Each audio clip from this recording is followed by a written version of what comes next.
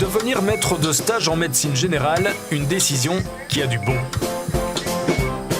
Ils sont plus de 600 cette année à être en stage chez un maître de stage. Des assistants prêts à vous rejoindre dans le monde de la médecine générale. Au 1er octobre 2018 et pendant les 3 années qui suivront, ils seront au total 2 fois plus, soit 1200 futurs assistants à la recherche d'un stage. En cause, le changement du système d'apprentissage qui passe de 7 années d'études plus 2 années de stage à 6 années d'études plus 3 années de stage. Et si ce changement était en fait une aubaine pour vous et pour la profession? Aujourd'hui, il n'est pas toujours facile de trouver un médecin généraliste en Wallonie et à Bruxelles, et ça va être de plus en plus vrai. Combien d'entre vous ne sont pas saturés de travail, s'obligeant à répondre au téléphone « Désolé, je ne prends pas de nouveaux patients ». Selon une enquête commanditée en 2015 par la CCFFMG, 37% des maîtres de stage interrogés voulaient en fait un accueillant, un assistant, afin d'alléger leur charge de travail. Quelle meilleure opportunité que celle de s'associer et surtout de former un futur confrère. D'une part, notre qualité de vie est nettement améliorée parce que nous ne sommes plus dans des horaires de fou tout le temps. Et d'autre part, nous avons une disponibilité qui est nettement meilleure pour les patients. En étant plus stressés à l'idée, il y en a encore autant dans la salle d'attente, il faut que j'aille vite, etc. Le temps que je peux apporter à chaque patient n'est plus aussi compté. Même la présence de l'assistant peut dégager aussi un peu de temps pour d'autres actes, des actes techniques, enfin toutes d'autres choses qu'on peut faire. On n'avait même pas l'occasion d'y penser avant. Pas convaincu? Explication. Contractuellement, un assistant preste entre 38 et 48 heures de travail par semaine, dont 10 heures à ses cours, ses recherches, des séminaires ou encore son TFE.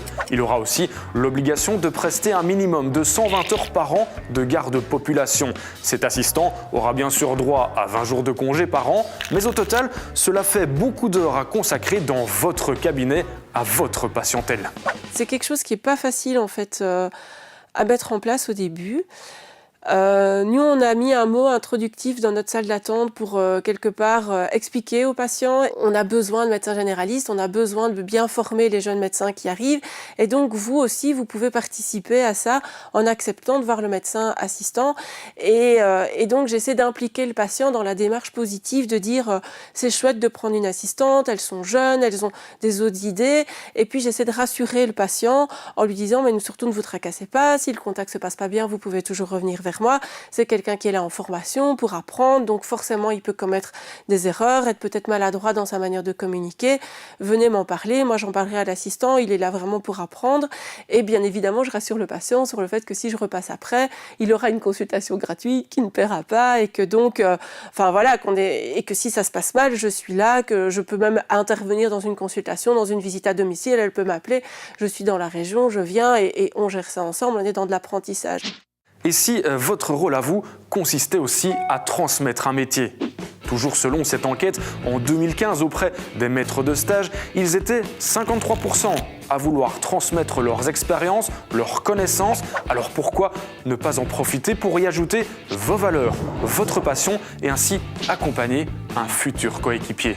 Il faudra certes aménager vos installations, développer votre patientèle, mais par cet intermédiaire, vous assurez aussi la pérennité de votre cabinet. Au début, l'assistant a grand besoin de son maître de stage et peut-être quasiment pour chaque patient, il va le contacter, il va chercher à avoir son avis, il va vouloir débriefer rapidement. Et puis petit à petit, c'est l'autonomie qui s'installe progressivement et l'assistant a moins souvent besoin de son maître de stage. Et puis parfois aussi, le maître de stage, lui, va commencer à avoir besoin de son assistant. Que ferais-tu dans telle situation? Donc c'est une relation qui, je vais dire, va crescendo dans la confiance et décrescendo dans la dépendance de l'un vis-à-vis de l'autre, pour finalement aboutir quasiment à 2 personnes qui travaillent en association. Tout étant que pendant la première période, il y a une supervision pédagogique qui est nécessaire. Former, instruire, mais surtout partager, s'enrichir réciproquement, parce que accompagner un médecin stagiaire vous permettra de tester, voire d'accroître vos connaissances, de vous remettre en question. Bref, encadrer, c'est aussi vous challenger vous-même. Il y a l'intérêt scientifique où vraiment on a d'autres approches, on a d'autres compétences, on a des nouveautés, parce que c'est vrai que la médecine, elle progresse très très très vite, on a des heures de formation continue, mais on ne peut pas tout savoir sur tout. Donc ça, c'est vraiment très intéressant de discuter, d'avoir vraiment d'autres réflexes, d'autres habitudes, d'autres visions de la médecine. Après, il y a d'autres apports aussi. Ils connaissent des jeunes spécialistes de la région, ils peuvent nous les présenter, nous les faire connaître, et ça nous permet aussi d'étoffer notre panel de collaborateurs en deuxième ligne. Ça, c'est aussi quelque chose de très très chouette. Tous les assistants sont directement rémunérés par le CCFFMG. La contribution des maîtres de stage au CCFFMG varie entre 1 639 et 1 929 €.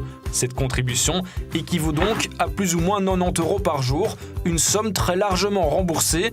Il ne faudra que 4 à 5 consultations par jour de votre assistant pour couvrir cette contribution. C'est donc financièrement très intéressant. Un assistant, cela rapporte de l'argent à son maître de stage. Je pense qu'il ne faut pas dire le contraire, puisqu'on sait grosso modo que ce que paye le maître de stage correspond plus ou moins à 3, maximum 4 contacts par jour avec des patients. Or, en général, comme je le disais, on est plus dans le 10 à 15. Donc, il y a certainement une possibilité de gain pour le médecin. Donc, je pense que financièrement, ça n'est pas un problème. Au contraire, ça peut être même une aide financière supplémentaire. Mais il faut reconnaître aussi que ça demande du temps. Et donc, il est aussi logique que ce temps soit rémunéré d'une certaine manière. Alors oui, bien sûr, pour accueillir un stagiaire, il faut soi-même satisfaire à plusieurs exigences. Être affilié comme maître de stage à au moins une des 3 universités, être agréé par la santé publique et enfin participer à 2 formations pédagogiques initiales, soit quelques heures de formation seulement. Alors ne traînez pas pour être déjà prêt au 1er octobre 2018. C'est le Conseil supérieur qui nomme les maîtres de stage. Et pour devenir maître de stage, il y a des critères qui sont définis par la loi. Une qualité de pratique de médecine générale scientifiquement étayée, ça c'est la première condition, la plus importante.